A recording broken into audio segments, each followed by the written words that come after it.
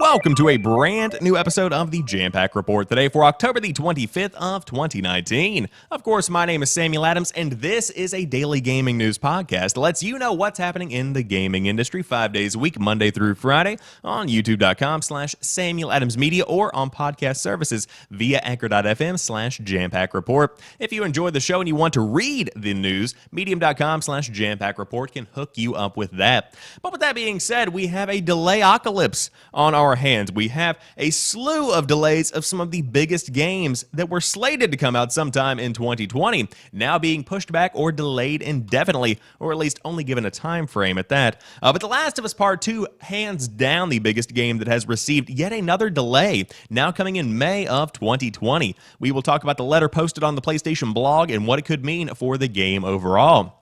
Then Ubisoft has delayed nearly every one of their biggest games, including Watch Dogs Legion, Gods and Monsters, Rainbow Six Quarantine, and more. Then Twitch streamer Shroud has dumped Twitch and is now moving over to Mixer following Ninja's acquisition a couple of months back, but a big shocker for the streaming community and streaming culture.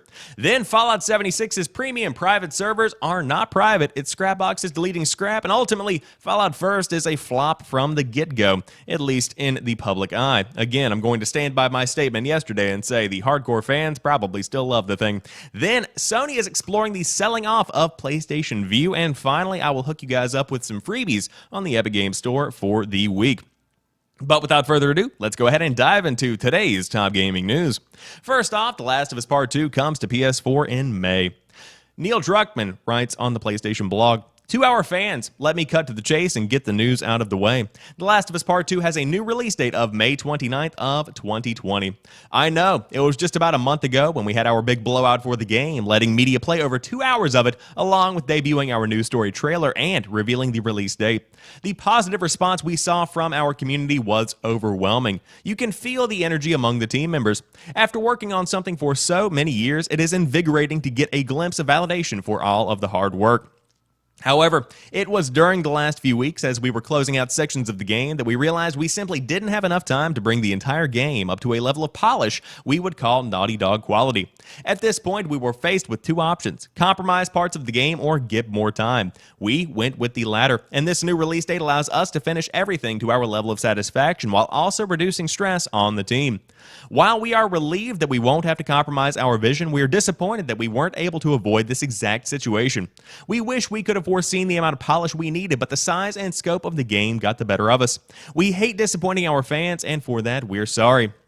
We hope you understand that this additional time ensures that The Last of Us Part 2 lives up to our collective ambition as well as our commitment to the highest level of quality. We know the extra few months will add to what may already be an excruciating wait for all of us. We are grateful for your patience and continued support. Come next May, you will finally rejoin Ellie in The Last of Us Part 2. Signed, Neil." This was a shocker for a lot of people. Of course, many of the industry heads, when it comes to gaming news, began to say, hey, a big Sony title is getting ready to get delayed, and so everybody was kind of on pins and needles waiting to see which one it would be. The Last of Us Part 2, of course, the most unlikely contender, considering that we did just see the reveal of the release date and the story trailer a couple of weeks back. Then, all of a sudden, boom, there it is. The Last of Us Part 2 delayed to May 29th of 2020. And the big question is, just how bad off is the game? Because right now, I'm beginning to hesitate a bit with The Last of Us Part 2. Now, with that being said, I'd be hesitating more if reports had come out that the game was facing severe lack of polish issues leading up to its February release. This does make it look like they're working on the game, continuing to polish the game, as they say in the letter, and it will probably hit the level of quality that they expect around May of 2020. But still incredibly shocking, and I think this really is the best point that drives home the idea of not revealing any kind of release date until you have a definitive, glued down, nailed down release date. Because this just continually disappoints the players and fans over and over again. With that being said, it doesn't disappoint fans nearly as much as if The Last of Us Part 2 was to release and only hit around a 7 or 8 in terms of critical rating, and then you have a game that is overwhelmingly good, but just not quite where The Last of Us was to begin with the original game. And I think that is a wise move to make. It's always good to delay a game rather than to release it and be crunched for time. And on top of that, I do believe that this specific situation probably comes because of the holidays, because they do want the team to have ample time to finish the game. But Naughty Dog is in a very specific situation in the industry where they have the clout to make demands. They have the clout to say, hey, gamers, wait a minute. You're not going to get it right now. You'll get it in a minute. So, with that being said, they can take the time to spend the holidays with their families instead of working nonstop on the game, which is something that is totally understandable. And then they come back, rejuvenated, refreshed, boom, there it is, The Last of Us Part 2, coming up in the middle-ish of 2020 instead of right there after the holidays.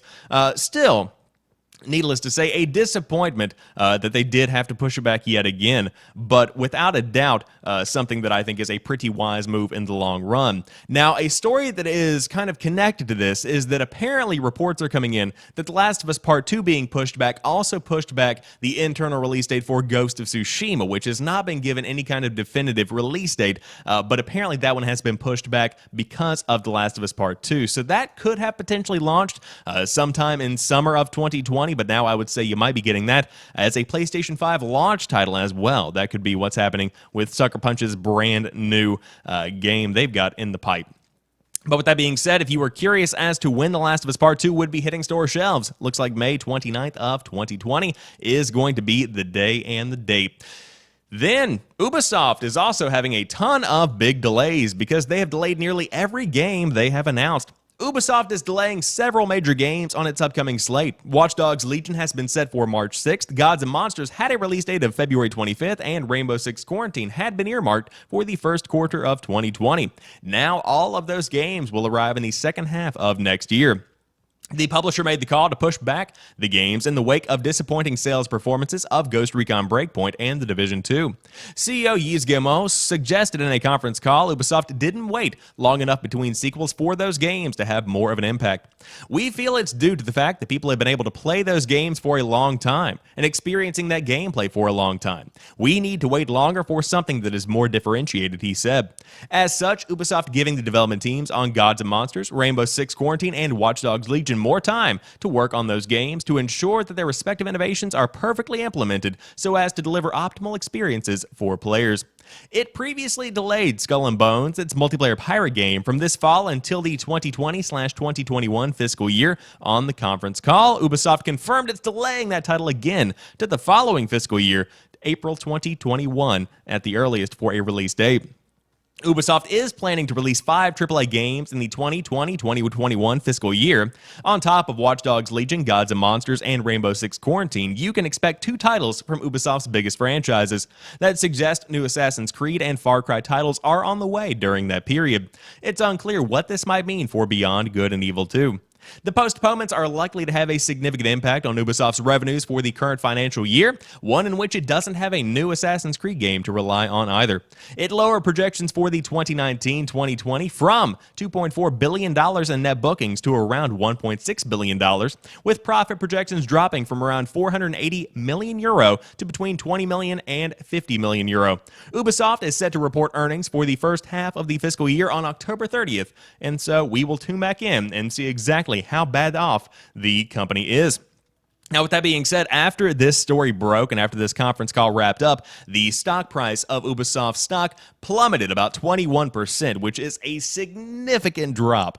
The investors were not happy about this one whatsoever, and to be fair, why would they be? This was horrible news. Literally every one of the biggest games that was going to make waves in 2020 from Ubisoft has been pushed back to the latter half, leaving pretty much the entire first half of 2020 open water. It is ready to be filled with things. Of course, on top of that, you had The Last of Us Part 2 being pushed back. So February, March, and even the first part of April, pretty desolate, honestly. You know, the first big game coming out in 2020 that comes to mind now is probably Cyberpunk 2077, and that's saying something. And then on top of that, you've got The Last of Us Part 2 coming out in the same month. But man, really bad news coming from Ubisoft. Out of all of the games that have been delayed, I would say Gods and Monsters is probably the one that I'm looking forward to the most. Now, my big question, the big takeaway from this story is, will Skull and Bones ever even come out? If it's going to be coming out in 2021, I feel like fan interest is probably dead at that point. I mean, even more so than it is right now. But again, another big question, what's going to be happening with Beyond Good and Evil 2? That game has been coming down the pipe for a long time now, and quite frankly, there is no end in sight for that one. I believe the last we heard about Beyond Good and Evil 2 was whenever Joseph Gordon-Levitt came on stage asking fans to make the game instead of the development team. I went there. Anyways, yeah, so it looks like 2020 is going to be a pretty desolate year, at least in the first half, for Ubisoft. And on top of that, The Last of Us Part 2 has been delayed. Not looking so good on the Ubisoft front. Definitely going to be tuning in to that conference call on the 30th to see just how bad off Ubisoft is when it comes to their financials. Then, Twitch streamer Shroud has followed Ninja to Mixer. Another popular BR streamer has switched platforms. This is a pretty big deal. Michael Shroud Grishik, I believe I massacred that name. Griseshik? I think that's what it is, Griseshik. You know, it's Shroud, the dude on Twitch. One of Twitch's most popular streamers is making the switch to Mixer, Microsoft's live streaming service. Shroud announced the move by tweeting out a short video on Thursday morning along with the caption, "Same Shroud, new home." This move comes just 2 months after Fortnite streamer Tyler Ninja Blevins, another of Twitch's most popular personalities, made the move to Mixer. Since he began streaming exclusively on Mixer, Blevins' broadcasts have gone from averaging around 37,000 viewers to averaging around 14,000, according to TwitchTracker.com. Also, according to Twitch Tracker, Shroud currently has the third highest subscriber count among individual streamers on Twitch. Now, pause. I don't believe that's accurate. I believe they meant to say follower count because I couldn't find any kind of subscriber count on TwitchTracker.com. That being said, moving on. However, as part of the move, Mixer is offering viewers a free month-long subscription to Shroud's channel as long as they have a Mixer account. According to a press release, Mixer will be Shroud's exclusive streaming home for games and other videos. Shroud first gained notoriety as a Counter-Strike streamer before joining Cloud9 to play the game professionally. After a short pro career, Shroud moved to streaming full-time, where he became one of Twitch's most popular streamers, with an emphasis on Battle Royale games like PUBG and Apex Legends, as well as other multiplayer shooters. According to his Mixer channel, which went live shortly after the announcement, Shroud's first stream on the platform should come sometime around 8 p.m. Eastern Time on Thursday, October the 24th, and I will confirm he did in fact stream on Mixer, and when I tuned in, he had around 64,000 viewers watching him live. Of course, that was because he was playing Call of Duty Modern Warfare, a huge game for 2019 that also launched today, so that definitely was a pretty good way to make a debut on a platform. But with that being said, it looks like Mixer is definitely going to be acquiring more streamers in the coming months. This is a major get. And of course, the statement that I made on Twitter is pretty much something that I think stands true here. This is going to be interesting to see how Mixer does now that they have a family-friendly headline streamer in Ninja, and also somebody who is a more mature audience-driven kind of creator with Shroud. Now you have something for everybody, or at least something for everybody looking for something in the FPS genre. Now, of course, as you would expect, tons of small-time Twitch streamers are going to be migrating over to Mixer now, and then they will inevitably migrate back. It's the way of the road, as Tim the Tapman says. It's quite the situation here, but without a doubt, Microsoft is funneling money into Mixer in a big way, and I'm very curious to see if it does end up paying off for them. And I would love to be a fly on the wall during these conference calls to see how long the exclusivity deal is, because I know there are some Mixer streamers that were paid to move over from Twitch that as soon as their contracts were up, some even prematurely, they dipped, went right back to Twitch, and explained everything, talking about how it was a one-year exclusive deal, and it was not worth it whatsoever. And ultimately, this is a pretty big move. In a way, it's kind of like the Epic Games situation where you do have Epic paying copious amounts of money to get exclusive games on their platform, or at least to have timed exclusivity so that they can be a contender in the game. Mixer would not be a competitor in the least with Twitch if it didn't have big headline stars. And although there are some people with talent on Mixer, you don't have anybody like Ninja. You don't have anybody like Shroud.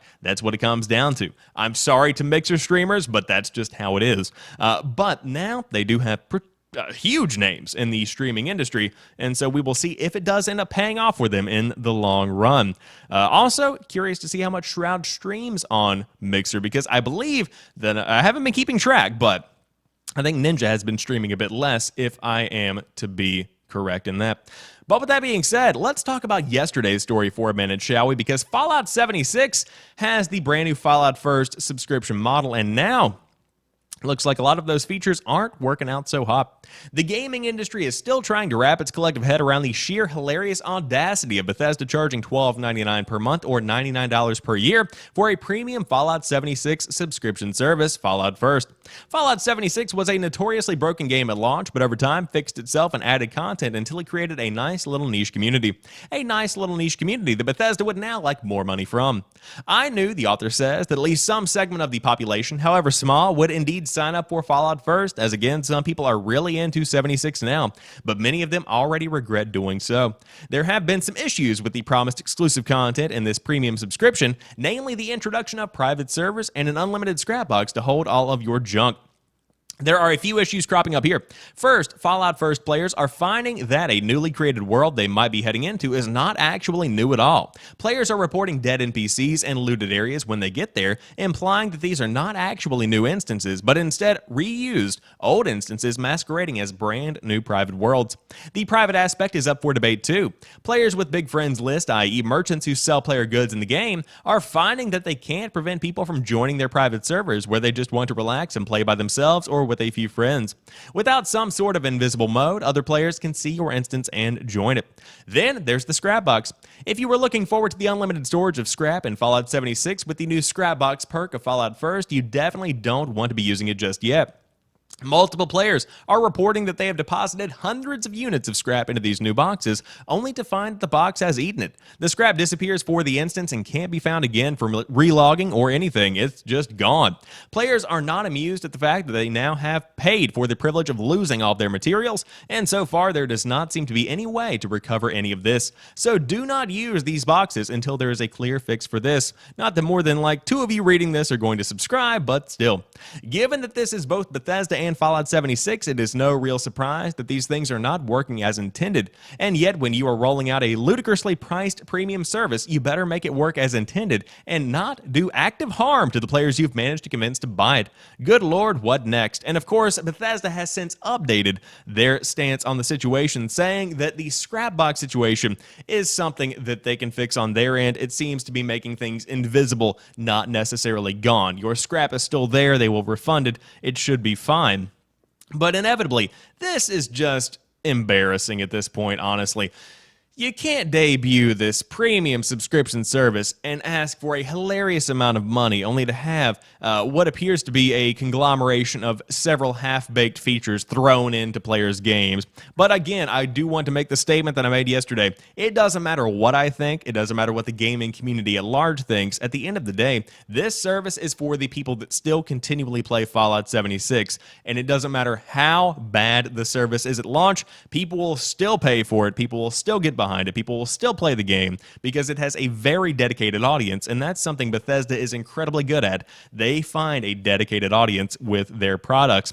But with that being said, would not recommend Fallout First if I did have to give you a recommendation. But again, I'm not one of those hardcore fans, so who knows? At the end of the day, it could be worth it, but I still feel like the unlimited scrap thing and, of course, the ability to have your own private world should be something that is included with the base game overall. That makes zero sense to me in the... What is that noise? Is that shitty music? It's somebody drilling outside. It's 7:29 in the morning. Anyways, let's wrap this up before somebody comes through my wall. Sony is exploring the sale of PlayStation Vue, signaling a shift on streaming. Sony Corp is exploring the sale of its PlayStation Vue service, which offers a slimmed-down version of cable TV delivered over the internet, said people familiar with the situation. Sony's move is the latest sign that the 4-year-old trend towards cheaper cable-like streaming services also is promoted by YouTube, DirecTV, and Dish Network. It has indeed faded. The company tapped Bank of America Merrill Lynch several months ago to explore a sale, which would include the company's technology and a subscriber list of around 500,000 households. I apologize for the profuse amount of noise in the background. According to the People, selling PlayStation Vue, which loses money, would help Sony at a time when it's fending off activist investor Daniel Loeb, who is calling on the company to restructure in order to lift its stock price. Among the companies that Sony has approached about View is Fubo TV, a sports-oriented streaming service, although those discussions have not gone anywhere, according to one of the people. The business is likely to be valued at the tens of millions, the person said. Word of Sony's exploration of a sale of Sony View continues as the trend of people cutting the cable TV cord shows signs of accelerating as a spate of big companies from Apple to Disney to AT&T's Warner Media prepare to launch Netflix-like on-demand streaming services at a much lower cost than the cable-like offerings from Sony and others. On Thursday, cable giant Comcast reported that it lost 222,000 video subscribers in the third quarter, more than twice the number it lost a year earlier. Sony was one of the first companies to offer what it was dubbed a skinny bundle of cable channels, referring to a smaller programming lineup offered for a lower price than conventional cable.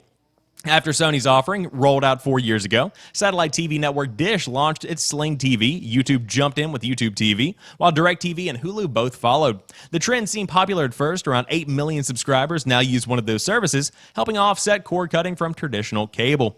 But rising programming costs made it tough for these services to make any money, forcing each of them to raise prices, choking off growth.